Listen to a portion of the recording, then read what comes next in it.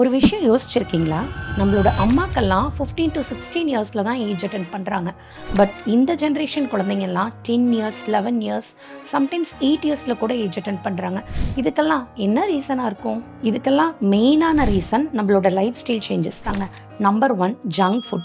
இப்பல்லாம் junk food and processed foods kids அதிகமா consume பண்ண ஆரம்பிச்சுட்டாங்க. இதனால அவங்களுக்கு வெயிட் கெயின் ரொம்ப எக்ஸஸ் ஆகுது. ஸோ ஒபீஸா இருக்கக்கூடிய கிட்ஸுக்கு நிறைய ஹார்மோனல் இம்பேலன்சஸ் வர்றதுக்கு சான்சஸ் இருக்கு.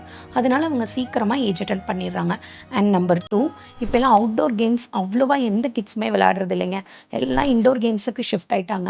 சம் கிட்ஸ் ஈவன் இண்டோர் கேம்ஸும் விளையாடாம only screen time, fully Insta, reels, Facebook இப்படியே இருக்கிறதுனால அவங்களோட பாடியில் நடக்கக்கூடிய இன்டர்னல் ஹார்மோனல் மெட்டபாலிசம் பார்த்தீங்கன்னா ரொம்ப ஆல்டர்டாக இருக்குது. இதனால சீக்கிரமாகவே அவங்க ஏஜ் அட்டன் பண்ணிடுறாங்க. தட் லாஸ்ட் ரொம்ப முக்கியமான விஷயங்க, ஸ்லீப் சைக்கிள் டிஸ்டர்பன்ஸ். யாருமே ப்ராப்பர் டைமுக்கு தூங்குறது இல்லை. ஸ்க்ரீன் டைம் ரொம்ப அதிகமாயிருச்சு. நைட்டு செக்ரீட் ஆகிற ஹார்மோன்ஸ் செக்ரீட் ஆக மாட்டேங்குது. டே டைம் செக்ரீட் ஆகிற ஹார்மோன்ஸ் ப்ராப்பராக செக்ரீட் ஆக மாட்டேங்குது. இதெல்லாம் தான் ரீசன் அவங்க பாடியில் ஹார்மோனல் இம்பேலன்ஸ் வர்றதுக்கு. ஸோ கிட்ஸை சீக்கிரம் ஏஜ் அட்டன் பண்ணிடுறாங்க. லெஸ் தென் 8 இயர்ஸில் ஏஜ் அட்டன் பண்ணாங்கன்னா கண்டிப்பாக நீங்கள் கைனை கன்சல்டேஷன் பண்ணணும். ஏன்னா அது நம்ம ப்ரிகாஷியஸ் பியூபர்ட்டின்னு சொல்லுவோம். இப்போ கிட்ஸு சீக்கிரம் ஏஜ் அட்டன் பண்ணாங்கன்னா அவங்க பாடி சீக்கிரமாக மெச்சூர் ஆயிடுதுங்க.